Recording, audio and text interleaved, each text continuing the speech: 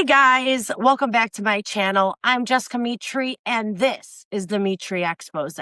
We have some real serious things to talk about today, so buckle up because it's going to get dark and it's going to need a trigger warning. They're coming for women's right to vote, and we need to talk about it. So let's get into it.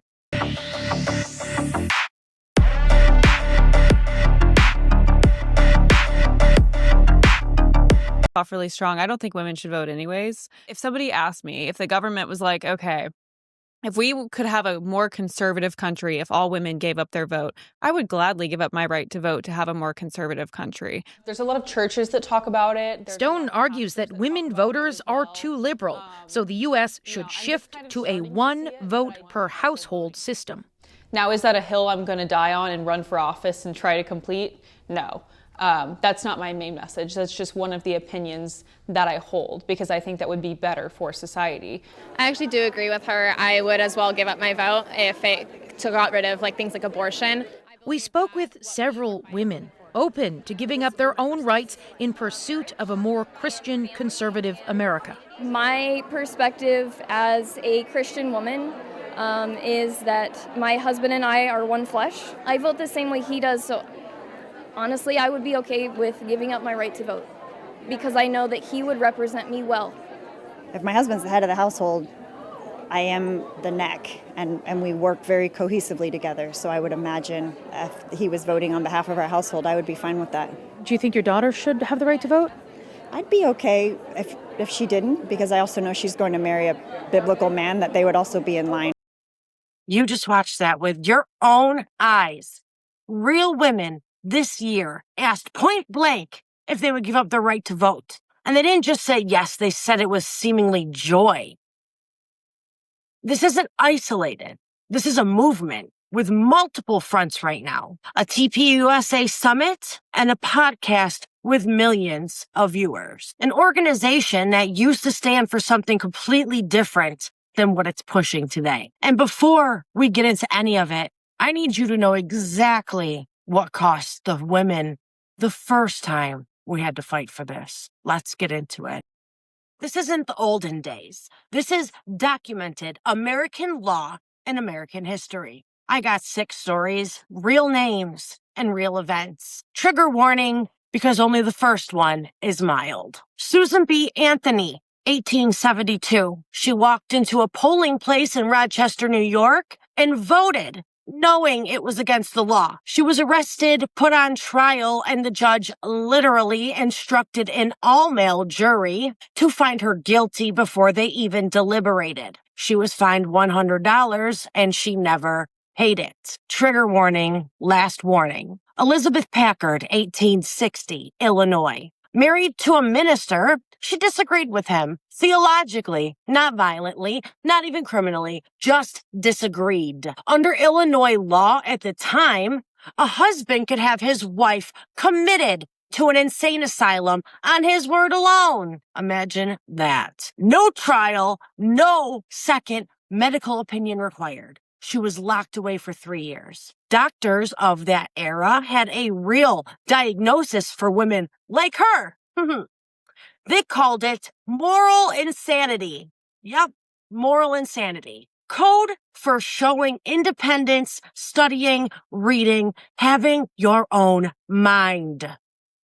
One doctor said it about a girls' school directly. Quote, "You seem to be training your girls for the lunatic asylum." Unquote. Ida B. Wells, 1913. She was a Black journalist and suffragist, and when she showed up to march in the National Suffrage Parade in Washington, D.C., white organizers told her she'd have to march in the back in the segregated section, so Southern white suffragists wouldn't be offended. She refused. She waited for her state's delegation to pass by and then stepped out of the crowd and marched right in front anyway. Even the fight for women's rights had racism embedded in it. She fought that battle too, on top of the rest of it. The Night of Terror, November 1917, Occoquan Workhouse, Virginia. This is one night in one prison, and it's the most brutal single chapter in this whole fight. So I'm naming more than one woman in it, picketing the White House peacefully, holding signs, demanding the vote.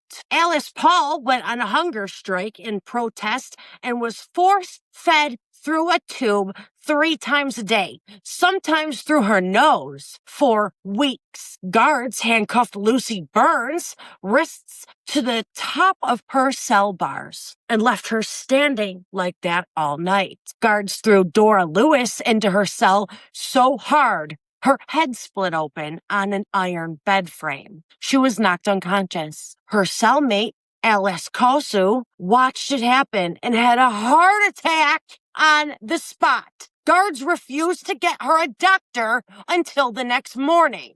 And Mary Nolan, 73 years old, told the guards, "I'll come with you, don't drag me. I have a lame foot." They dragged her anyway. And they threw her hard enough that she struck an iron bed.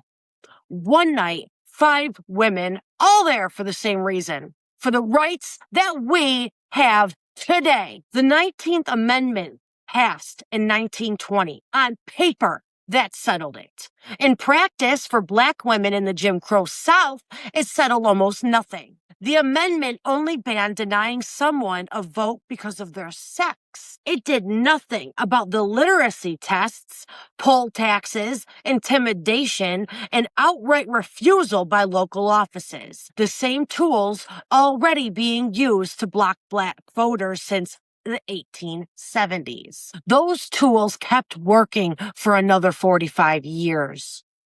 Until Voting Rights Act of 1965 finally gave the federal government real power to stop them. Reese Taylor, 1944. Abbeville, Alabama. She was 24, a sharecropper, walking home from church when 6 white men forced her into a car and gang raped her. One of them confessed. He named the other 5. Nobody was ever arrested. 2 separate, all-white, all-male grand juries refused to even indict them. When she spoke out anyway, her family's home was firebombed. AACP sent an investigator to look into her case. That investigator's name was Rosa Parks. Franny Lou Hammer, 1961 through 1963, Mississippi. In 1961, she went into a hospital for minor surgery to remove a tumor.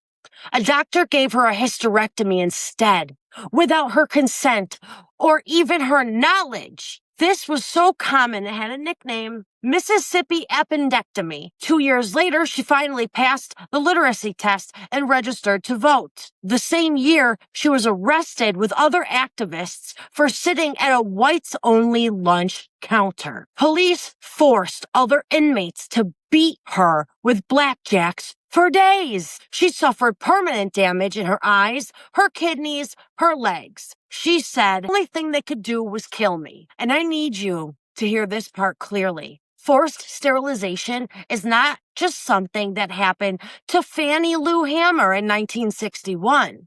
It is still legal in this country right now. As of this year, 31 states and Washington, D.C. have laws on the books that let a judge order someone sterilized against their will, mostly people under guardianship because of disability. That's still standing on a 1927 Supreme Court case, Buck versus Bell, that was never overturned, which is about a woman being raped against her will, and that's what they did to deal with it. This is not just theoretical. In the early 2000s, at least 148 women incarcerated in California state prisons were sterilized without proper consent. This isn't ancient history. This is current law. I could go all night telling you stories like this. Women across this country who suffered and sacrificed for the rights that we have today. Take Inez Milholland. She had a blood disorder,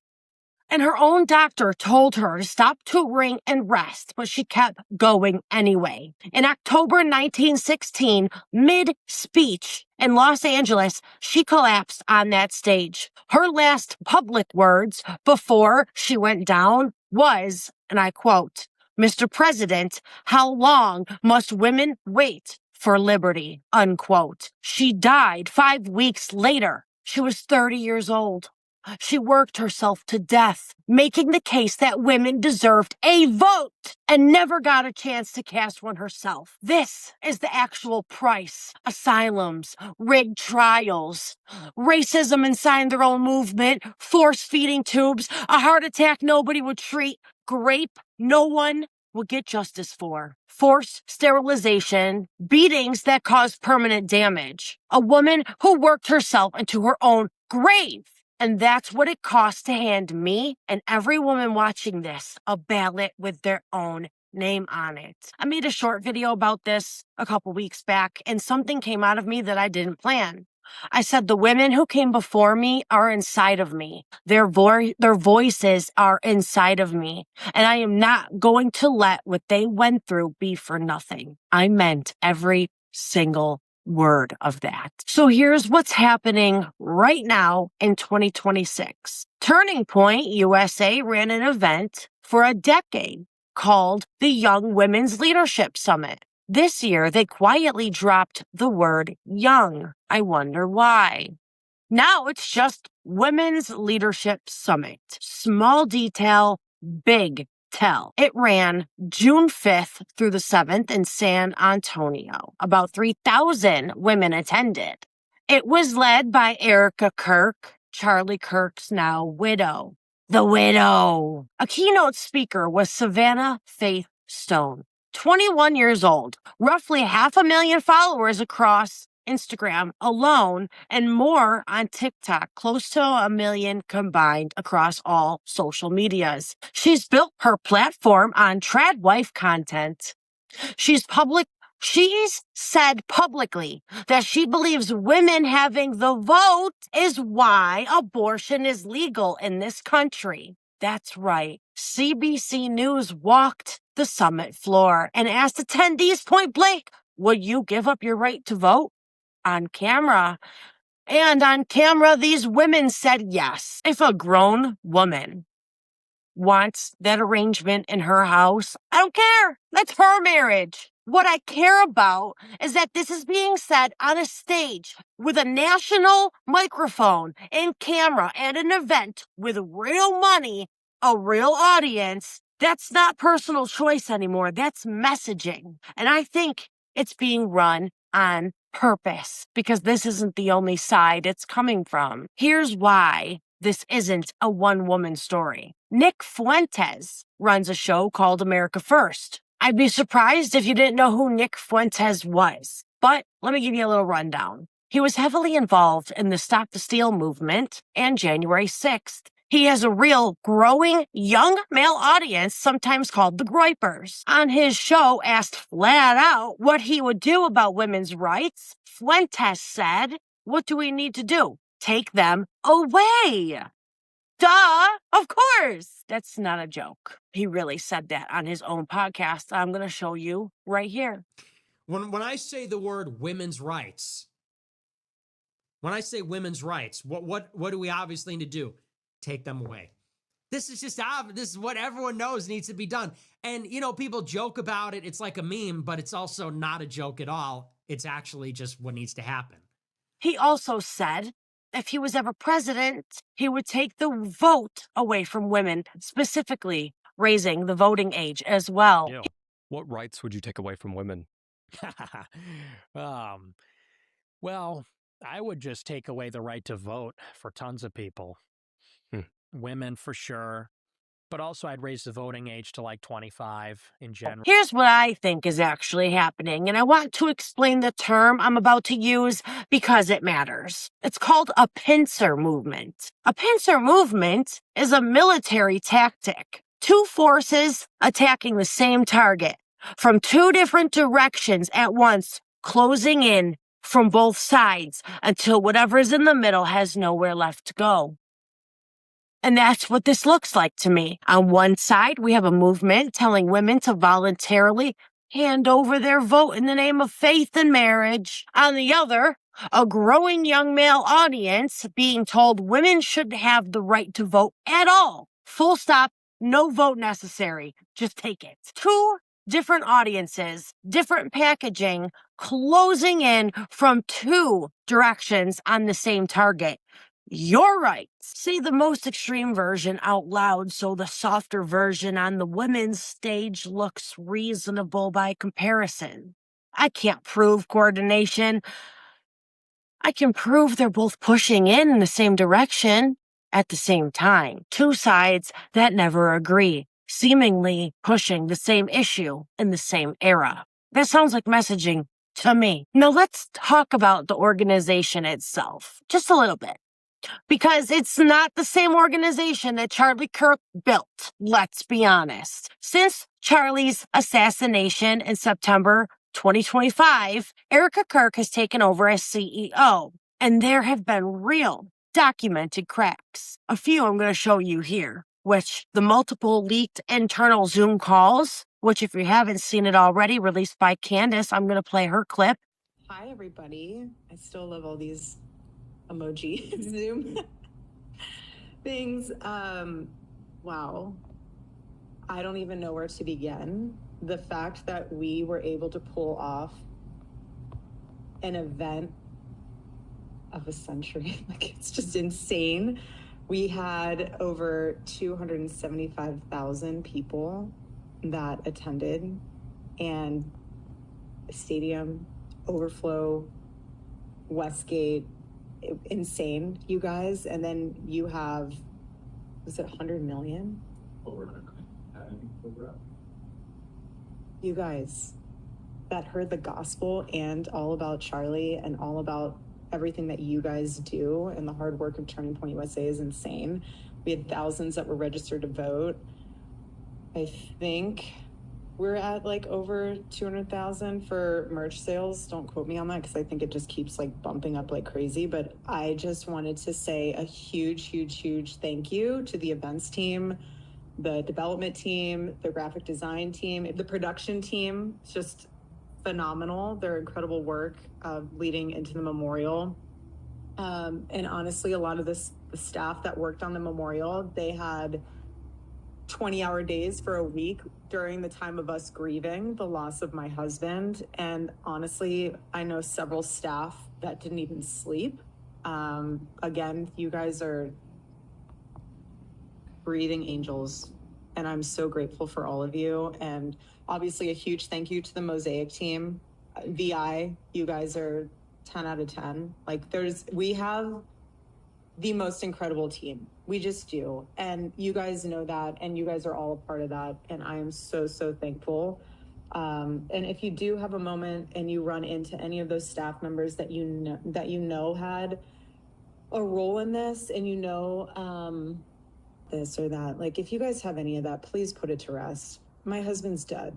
Like, I'm not trying to be morbid, but he's dead. And it puts life into perspective of how short life is, and relationships, and God puts people in your life for a reason. It shows Erica Kirk discussing merchandise sales and event of the century, attendance numbers days after her husband's death. A lot of staff and outside observers found that jarring, to say the least. Separately, TPUSA has gone through a wave of firings, to put it politely. Reports range from 12 to 40 people, and public resignations, including chapter leaders. One of them, the University of Arkansas's chapter, dissolved its TPUSA affiliation entirely back in March 2026 and rebranded independently. Their reason was the organization had drifted from its guiding North Star, became obsessed with viral metrics over substance, and invoking Charlie would rather wanted this, felt, in their words, disingenuous and manipulative. We got to talk about Savannah Faith Stone. She has her own podcast and a personal brand under her own name, close to 1 million followers, all hearing her unfiltered opinions under the exact legal framework she's romanticizing, she couldn't have built a single piece of that. Couldn't sign a single contract, couldn't open a single account in her name with ad revenue in without a man's name on it. Savannah, did you ever think of that? She wouldn't legally exist as anything but an extension of her husband. Yet she's toting this around like it is some freaking thing to put on a pedestal. Those are the rights that she is questioning, the exact rights, letting her stand on a stage and question them. It blows my mind, and I wouldn't care if this wasn't being influenced, but it is. Charlie Kirk founded Turning Point USA in 2012 at 18 years old. His stated founding mission, word for word, identify, educate, train, and organize students to promote freedom, free markets, and limited government. He wrote a whole book about it. Limited government. Little government answering to the people and not the other way around. Whatever you think of everything else that he said in his life, that specific founding principle does not square with a 21-year-old influencer floating, repealing the 19th Amendment on his stage. It doesn't square with a podcaster saying, just take women's rights away, and his audience cheering it on and regurgitating it. Both of those are government and cultural pressure standing in for government, deciding who gets to participate in their own democracy. That's the opposite of what he built this organization to stand for. My personal read, I don't think this is what he built the organization to do. So here's where I land. And from here forward, this is entirely my opinion, not anyone else, mine. I think what we are watching is that pincer movement I described earlier. I really do. One side tells a woman to hand over her vote softly in the language of marriage and faith, and the other tells young men women should have never had it, bluntly, with no dressing on it at all. Different rooms, different audiences, same direction. And it's happening inside an organization that is not the one its founder built. It has a lot of power and a lot of influence. An organization that's fighting leaked phone calls, resignations, and a real argument about whether it's honoring or burying what Charlie actually believed. I'm not telling you what to think. I never do. And especially about your own marriage. I'm telling you to know exactly what is being asked of you. Who benefits if you say yes and hand over your right to vote, and what it actually cost women the first time around. I love you. Stay safe and question everything. Until next time.